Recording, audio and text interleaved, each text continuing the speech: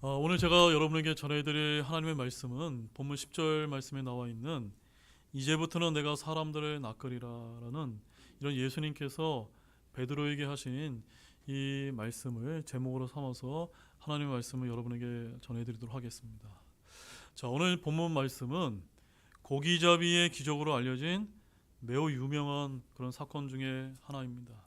그래서 주 예수 그리스도의 사역 기간 중에 이런 기적이 두 번 일어났는데, 한 번은 오늘 말씀처럼 사역을 시작하실 때인 오늘 본문 말씀에서 그 고기잡이의 기적을 일으키셨고, 또 다른 한 번은 언제인지 아십니까?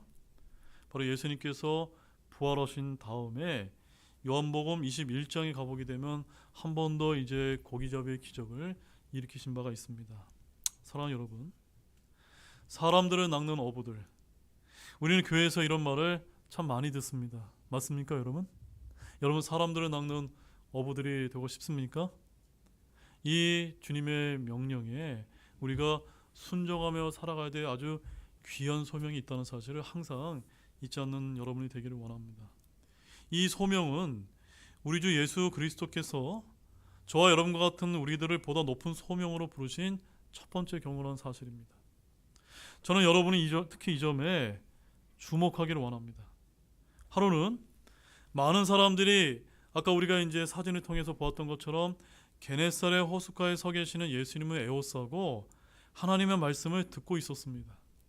그런데 주를 찾는 회중이 너무너무나 많아서 주님은 그들에게서 떠밀려서 물에 빠지지 않기 위해 배를 타고 설교하셔야 했을 정도였다는 점입니다. 여기서 우리는 게네사렛 호수에 대해서 더 잘 알려진 명칭을 알고 있는데, 그것은 무엇입니까? 갈릴리 바다입니다. 혹은 디베랴 바다로도 불리는데, 이 호수는 아주 광대해서 네라 부를 만큼 아주 큰 호수라고 부를 만한, 바다라고 불릴 만한 그런 호수였던 것입니다. 그래서 그 호수를 본 적이 있는 사람은 이 첫 절이 보여주는 광경을 쉽게 머릿속으로 그려볼 수 있습니다. 그 호수의 곳곳에는 부드럽게 경사가 져서 호수와 맞닿은 언덕들과 평화들이 있었습니다. 그러므로 한 사람이 거기에 서고 사람들이 그에게 몰려들면 그 사람은 그 호수를 배경으로 그 사람들을 마주하게 되었습니다.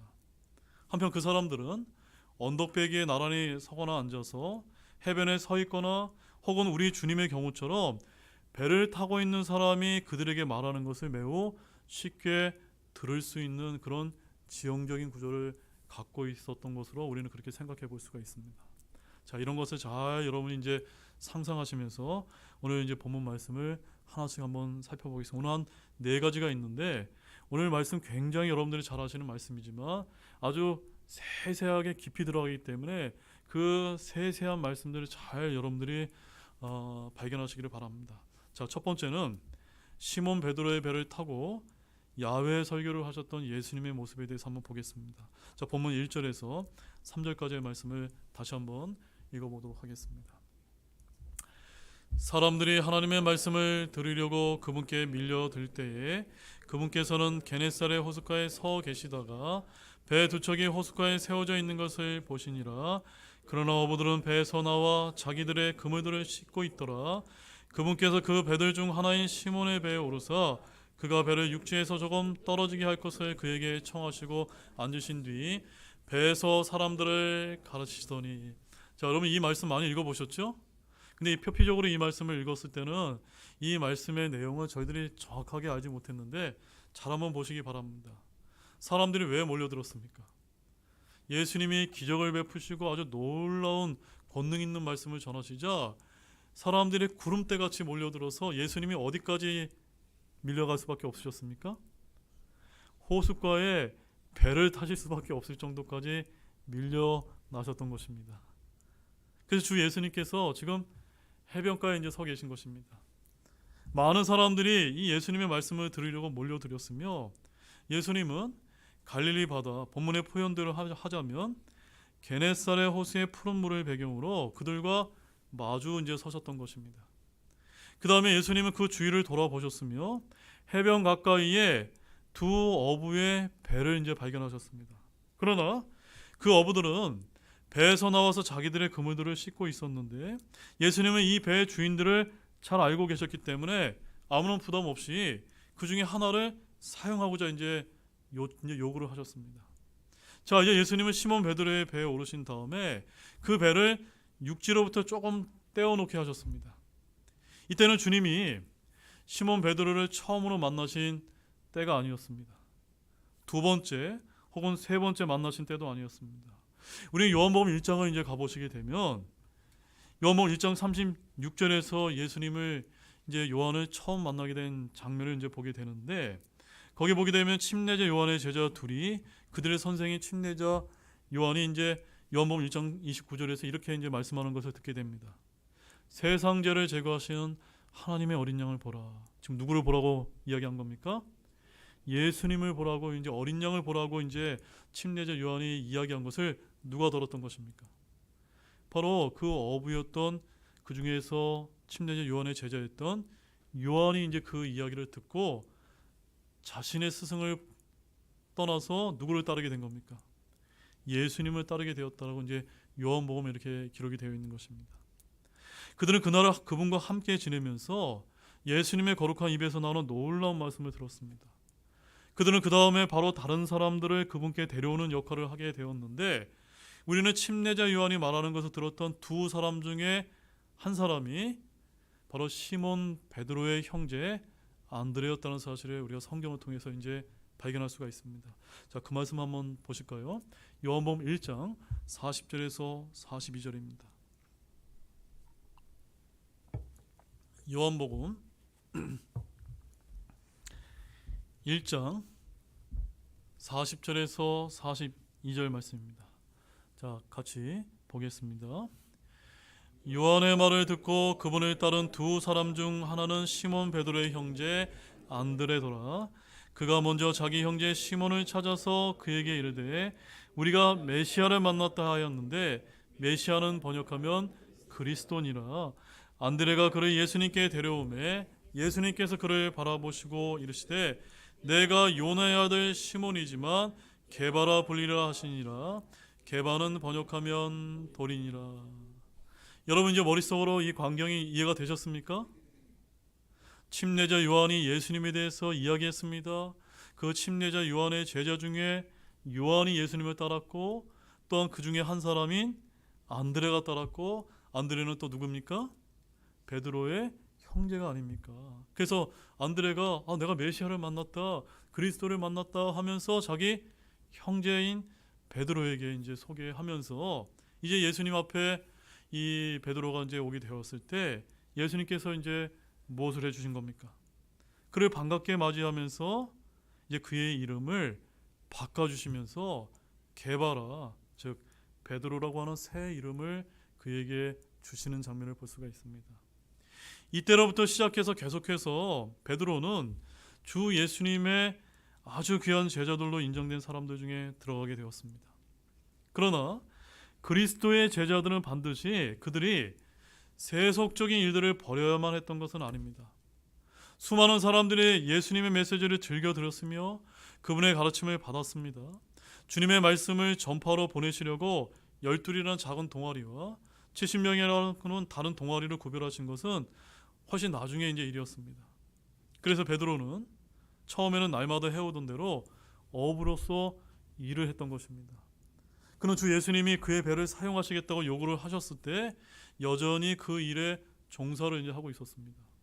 예수님은 시몬의 배에 오르셨으며 그 다음에는 그 배에 앉아서 사람들에게 하나님의 말씀을 이제 가르치셨는데, 여러분 잘 들으시기 바랍니다.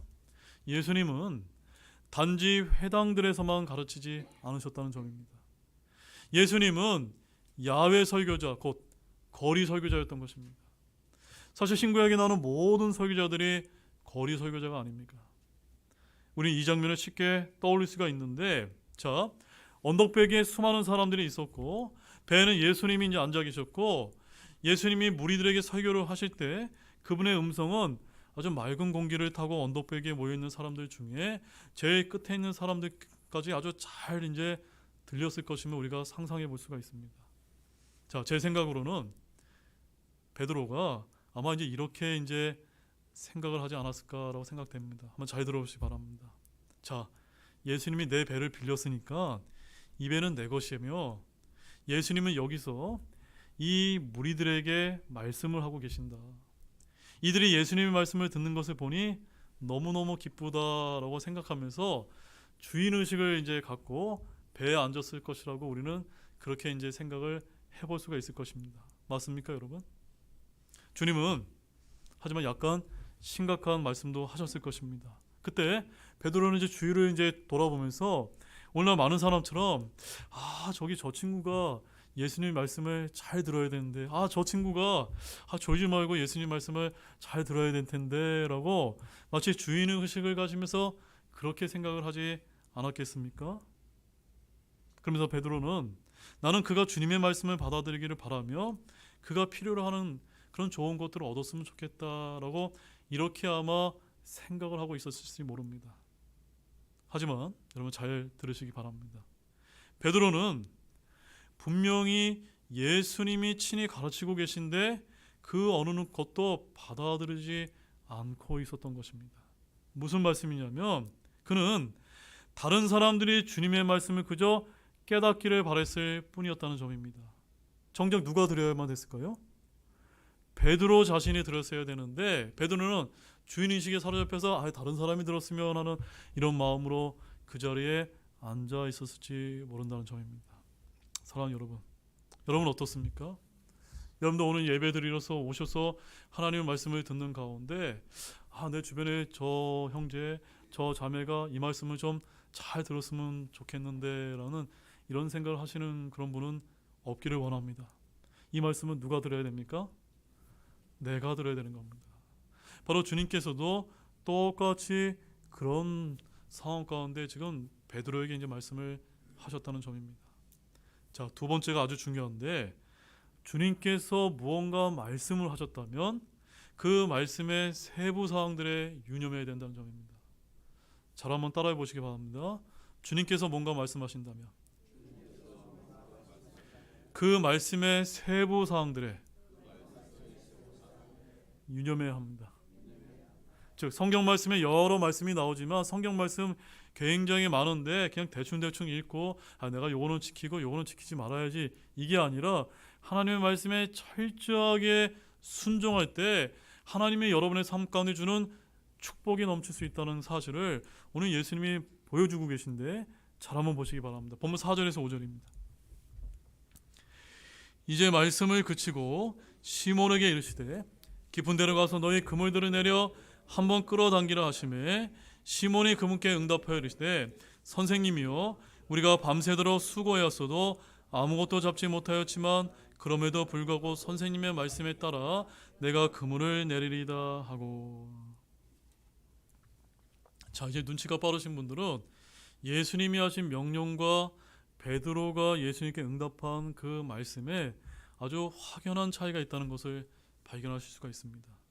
지금 예수님께서는 시몬 베드로의 영적 상태가 어떠한지를 이제 파악을 하신 다음에 그에게 당장 그의 상태가 어떠한 상태인지를 확인시켜 주는 것이 필요하다고 이제 생각을 하셨던 것입니다.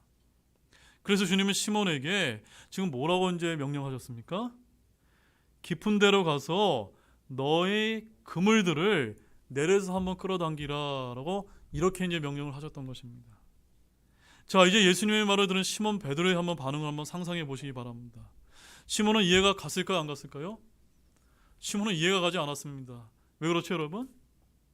예수님이 직업이 무엇이었습니까? 예수님 목수가 아닙니까? 근데 베드로는 직업이 뭡니까?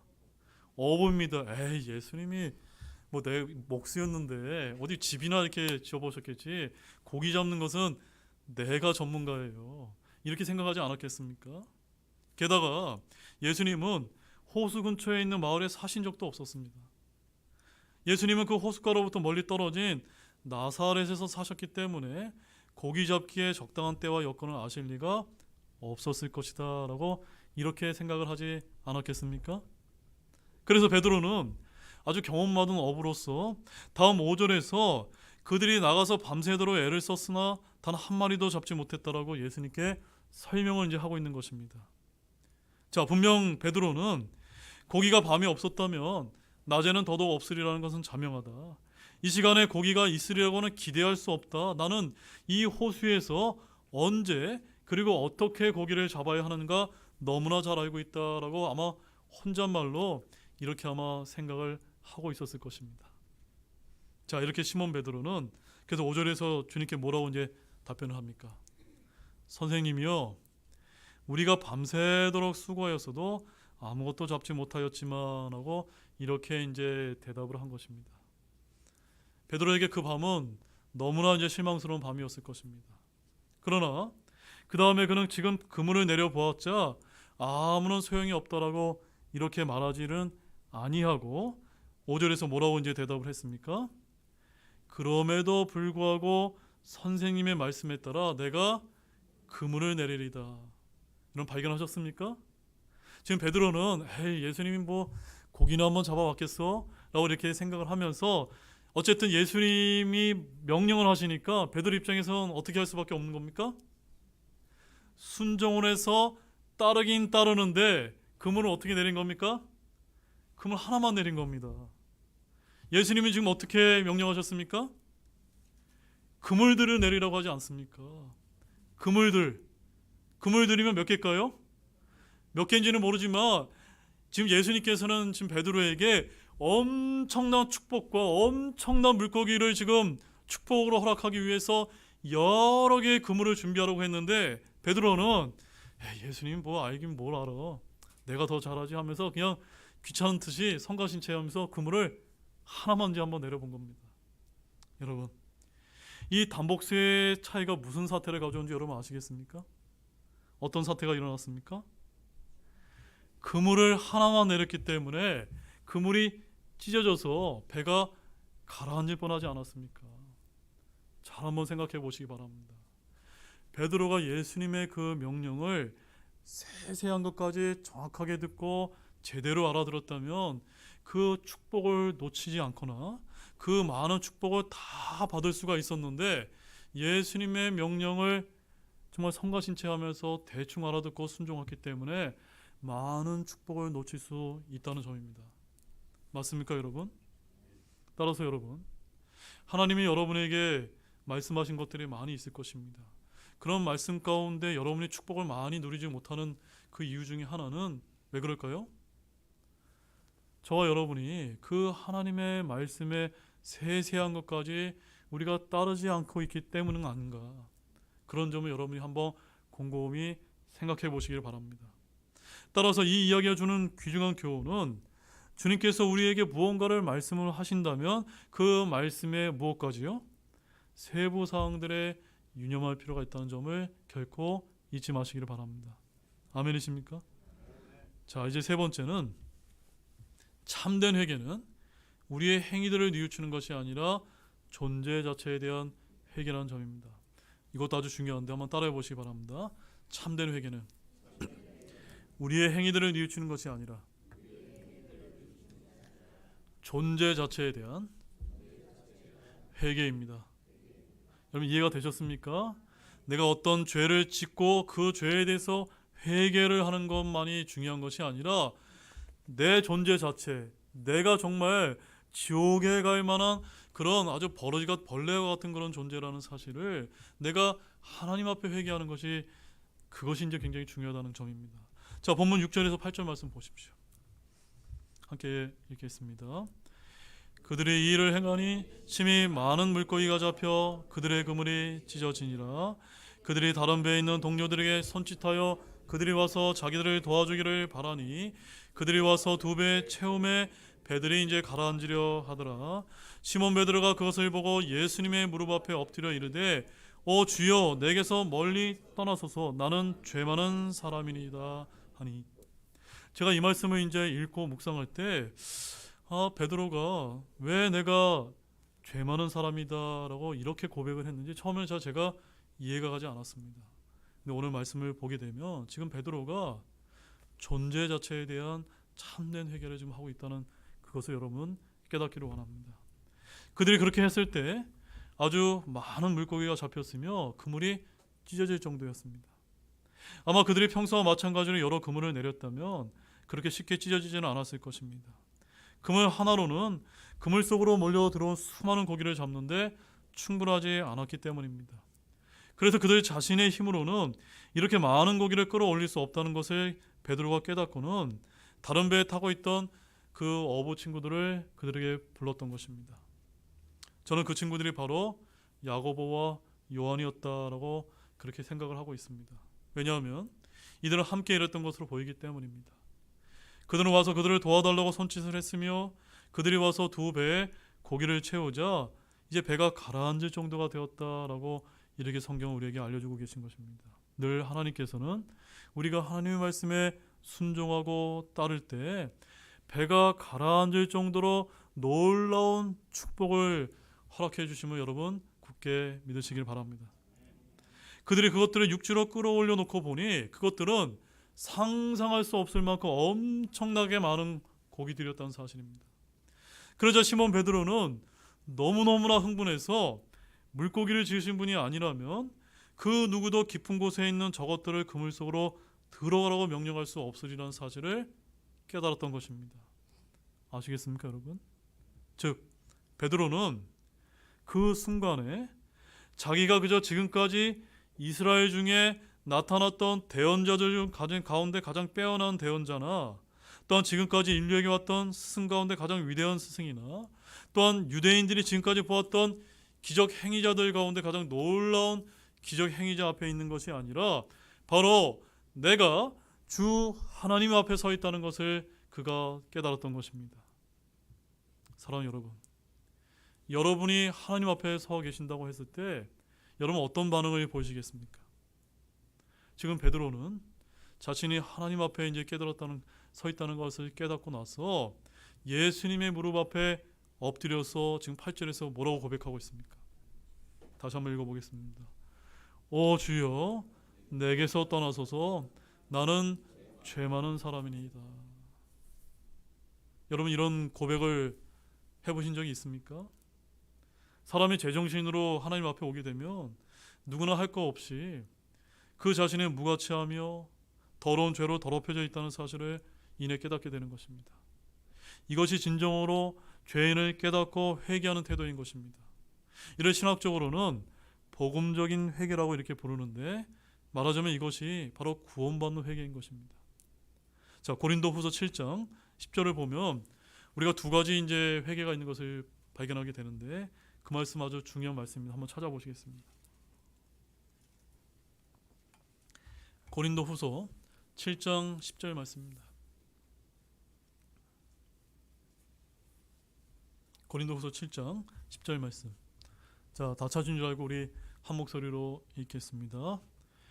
하나님의 뜻대로 하는 근심은 회개를 이루어 다시 돌이킬 수 없는 구원에 이르게 하지만 세상의 근심은 사망을 이루느니라.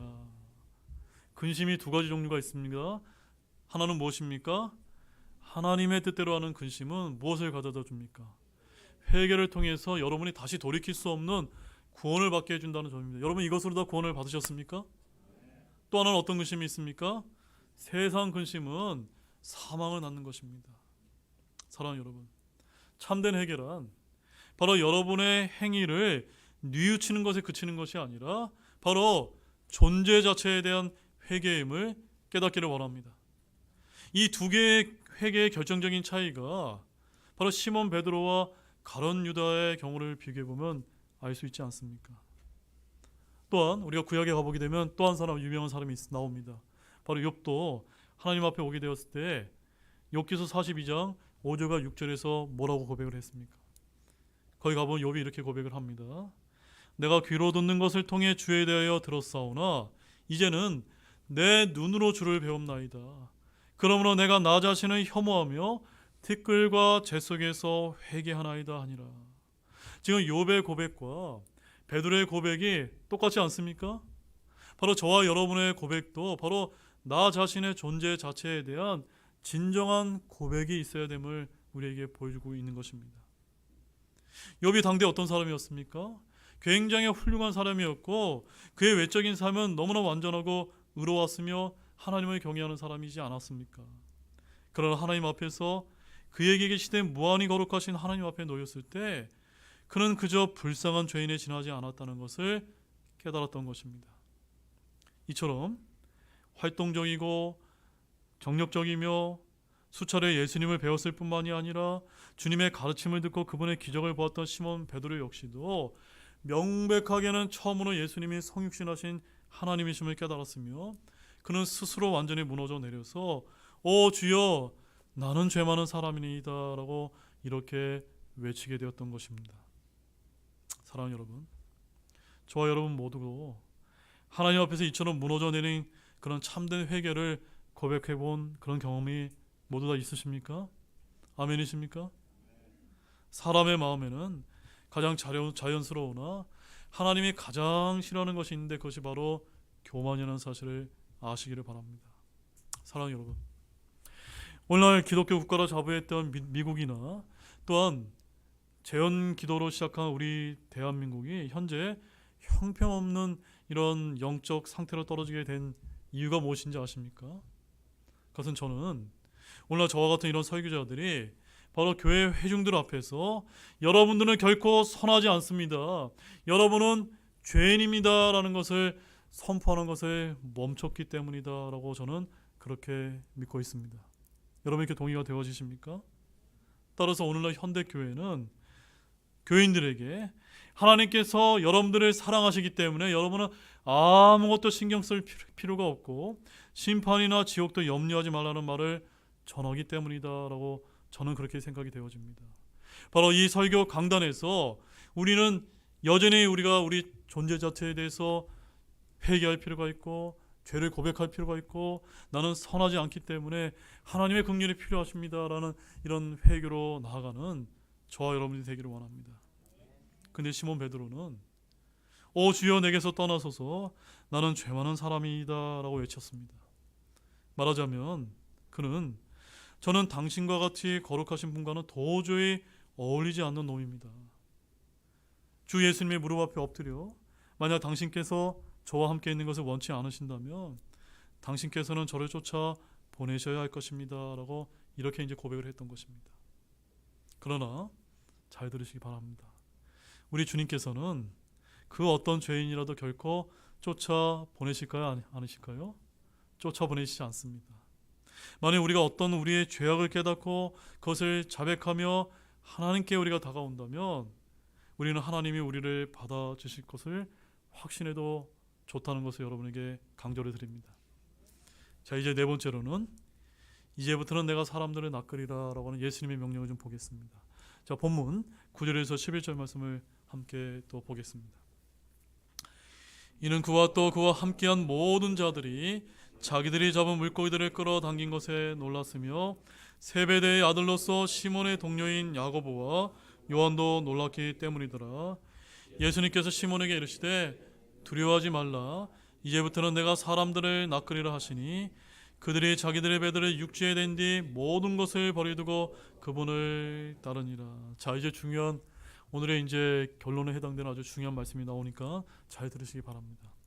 예수님은 베드로를 쫓아보내시기는커녕 그에게 뭐라고 이제 명령하셨습니까? 두려워하지 말라. 이제부터는 내가 사람들을 낚으리라라고 하는 이런 귀한 명령을 이제 그에게 주셨습니다. 다시 말하면 주님은 시몬 베드로에게 시몬아, 내가 스스로 불쌍한 죄인임을 인정했다는 바로 그 사실 자체가 너로 하여금 나가서 다른 사람들에게 복음을 전해주기에 합당한 죄가 되게 하는 것이다. 베드로야, 너는 더 큰 소명을 받아야만 한다. 너는 내 삶의 남은 날들을 갈릴리 호수에서 고기 잡는 데 써서는 안 된다. 오히려 너는 명령대로 나가서 영혼들을 취하고 그들로 하여금 모든 은혜의 하나님을 알게 하여 구원을 받게 해야만 된다. 이제부터는 내가 사람들을 낚으리라라고 귀한 소명을 주셨던 것입니다. 그런데 사랑하는 여러분, 이 예수님의 말씀을 결코 오해하지 마시기 바랍니다. 저는 예수님이 누구에게나 다 이와 똑같은 말씀을 하신다고 그렇게 생각을 하고 있지는 않습니다. 주님은 모든 사람을 그들의 세속적인 직업을 포기하고 저처럼 복음 사역에 나서거나 먼 나라들의 선교사로 나가도록 부르신 것은 아니라고 믿습니다. 그러나 우리 주 예수님께서는 하나님께 헌신하도록 모든 사람을 부르고 계시다는 사실입니다. 아멘이십니까? 우리가 주님께 헌신한다면 삶에 있어서 우리의 소명이 무엇이든 간에, 우리가 어떤 위치에 있든지 간에, 우리가 어떤 직업을 갖고 있든지 간에 우리는 하나님께 영광을 돌릴 수 있을 것입니다. 우리가 복음 전도자의 일을 하지 않는다 하더라도 우리는 우리의 삶, 즉 하나님을 위해 사는 삶으로 다른 사람에게 선한 영향력을 끼칠 수 있다는 사실을 아시기를 바랍니다. 그러므로 두려워하지 마시기 바랍니다. 우리가 스스로 죄인인 것은 사실이지만 우리가 그리스도를 신뢰하고 우리를 구하시고 죽으신 분을, 우리의 죄를 없애시려고 자기의 피를 흘리신 주 예수님을 믿으신다면 우리는 확신을 갖고 섬김의 길로 나설 수 있는 것입니다. 이제부터는 내가 사람들을 낚으리라. 하나님은 이 세상에 천사들을 보내서 잃어버린 바 된 사람들에게 하나님의 은혜의 복음을 전하실 수 있었습니다. 그러나 주님은 천사들에게 이 값진 사역을 맡기지 않으셨습니다. 그분은 구원받은 죄인들, 즉 그분의 은혜로 말미암아 그분을 우리의 구주로 알게 된 여러분과 저에게 맡기셨다는 점입니다. 하나님은 우리를 보내셔서 신실하게 우리 주위에 있는 사람들에게 그 메시지를 알리게 하기를 원합니다. 우리는 매우 조용한 방식으로 이 일을 행할 수도 있고 여기저기 단지 몇 마디 말만을 할 수도 있습니다. 그것은 간단한 복음의 메시지일 수도 있습니다. 그것은 그리스도의 구원의 은혜를 말하는 짧은 간증일 수도 있습니다. 이 모든 것이 우리 주 예수 그리스도를 알게 하는 낚싯줄로 사용될 수 있음을 믿으시기를 바랍니다. 사랑하는 여러분, 당시 사도 베드로, 어부 베드로의 생애에 있어서는 어찌 보면은 세상 사람들이 볼 때는 큰 위기와 같았던 것입니다. 그것은 어부로서의 그의 삶과 그를 준비시켜 사도가 되게 하는 사이에 단절로 나타났기 때문입니다. 우리가 본문 11절 말씀에서 어떤 말씀을 볼 수가 있습니까? 그들이 자기들의 배들에 육지에 된 모든 것을 버려두고 그분을 따르니라라는 말씀을 통해서 잘 알 수가 있지 않습니까? 베드로는 결코 다시는 생계를 위해 고기를 잡는 일에 종사해서는 안 되었던 것입니다. 그런데 우리는 부활하신 주 예수님이 낙심해 있는 베드로를 찾아오셨을 때 어떤 일이 있었는가를 여러분 잘 기억하실 것입니다. 베드로가 주님을 3번 부인한 후에 다소 어쩔 줄 모르는 그런 좌절한 상태에 있었을 때 예수님께서 그 갈릴리 호숫가에 내려오셔서 고기를 잡고 있는 베드로에게 찾아오지 않았습니까? 그때 다시 구주이신 예수님께서 나타나셔서 그의 그물 속에 많은 물고기를 잡게 해주셨던 것입니다. 그때 이후로 우리는 베드로가 다시 고기를 잡으러 나갔다는 말씀을 발견하지 못하는 것입니다. 즉 그는 잃어버린 바 된 세상 사람들을 낚는 어부로서 복음의 메시지를 전하는데 자신의 삶을 전적으로 헌신하였던 것입니다. 이제 결론의 말씀을 드리겠습니다. 저는 오늘 본문 11절에서 말하는 이 그들에는 적어도 4사람이 이제 포함되었을 것이라고 믿습니다. 바로 베드로와 안드로와 요한과 야고보, 이 4사람이 포함되어 있었을 것이라고 믿습니다. 이는 그들이 실제로 사도직에 들어가는 것이었습니다. 그들은 그들의 세속적인 직업을 포기하고 그때 이후로 줄곧 예수님 곁에 있으면서 이것저것을 방문하며 하나님의 왕국을 선포했던 것입니다. 그들이 예수님 곁에서 3년 반을 보낸 뒤에 오순절에 성령님께서 오셨을 때 그들은 준비된 상태로 나가서 권능 있게 하나님의 은혜의 복음을 전파했던 것입니다. 그래서 많은 유대인들과 이방인을 구원하게 되었던 것입니다. 이런 식으로 그들은 이제부터는 내가 사람들을 낚으리라는 예수님의 말씀이 옳았음을 그들의 삶을 통해서 입증해 왔던 것입니다. 사랑하는 여러분, 저는 이 땅에서 아주 귀한 영혼들을 하나님께 데려오기 위해 주님께 쓰임을 받는 것보다 더 큰 소명이 없다라고 그렇게 믿고 있습니다. 여러분 어떻습니까? 맞습니까 여러분? 바로 사람들을 낚는 어부, 그것이 바로 저와 여러분에게 맡겨진 가장 귀중한 소명임을 믿으시기를 바랍니다. 위대하신 주 하나님으로부터 우리가 이 소명을 받았을 때 누가 이 섬김의 일로부터 발을 뺄 수 있단 말입니까? 사람들을 낚는 어부가 되는 것이야말로 저와 여러분이 이 세상에서 누릴 수 있는 가장 큰 특권임을 믿는 모두가 되시기를 주님의 이름으로 간절히 축원합니다. 다 같이 일어나시겠습니다.